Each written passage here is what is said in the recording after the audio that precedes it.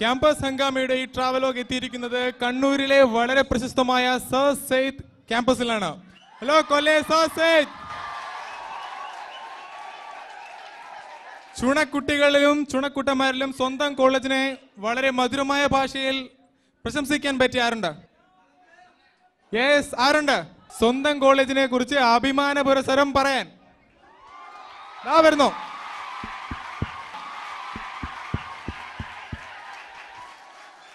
എന്താ പേര്? ഫവാസ്. ഫവാസ് സ്വന്തം കോളേജിനെ കുറ്റി പറയാൻ പോകുന്നു. Answer poem. സർ സെയ്ദ് കോളേജിന്റെ വരാന്തയിലേക്ക് കയറുമ്പോൾ നിങ്ങൾക്കറിയാം ശാന്തസുന്ദരമായ ആ ക്യാമ്പസിന് മുന്നേക്ക് നേരത്തെ ഇൻട്രൊഡ്യൂസ് ചെയ്ത പോലെ തന്നെ സുന്ദരികൾ മാത്രമേ ഈ കോളേജിൽ പെൺകുട്ടികൾക്കിടയിലുള്ളൂ. അതുപോലെ തന്നെ പുരുഷന്മാർക്കിടയിൽ സുന്ദരന്മാർ മാത്രമേ ഉള്ളൂ എന്നതുകൊണ്ട് അത് വീണ്ടും നമുക്ക് ഉണർത്താം. മറ്റേതൊരു ക്യാമ്പസിനേക്കാൾ അപ്പുറത്ത് ശാന്തമായ അന്തരീക്ഷം ഈ ക്യാമ്പസിന്റെ പ്രത്യേകതയാണ്. രാഷ്ട്രീയ സംഘർഷങ്ങളില്ല എന്നുള്ളത് ഒന്നുകൂടി എടുത്തു പറയുന്നു. ഈ ക്യാമ്പസിനകത്ത് എല്ലാ രാഷ്ട്രീയ പ്രസ്ഥാനങ്ങളും ഉണ്ട്.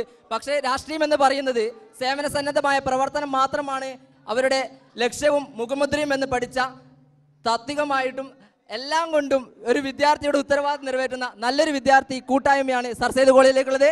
ജീവിതത്തിലെ ഏതെങ്കിലും ഒരു ഡിഗ്രി വിദ്യാർത്ഥിക്ക് 18 തികഞ്ഞ 20 തികഞ്ഞ വിദ്യാർത്ഥിക്ക് അവരുടെ ജീവിതത്തിൽ എന്തെങ്കിലും നേടാൻ സാധിച്ചു എന്നുണ്ടെങ്കിൽ കണ്ണൂർ ജില്ലക്കാരെ സംബന്ധിച്ചിടത്തോളം അഭിമാനപൂർവ്വം സർ സെയ്ദ് കോളേജിൽ പഠിച്ചവർക്ക് അഭിമാനപൂർവ്വം പറയാം സർ സെയ്ദ്. ശരി, ആ ഒച്ച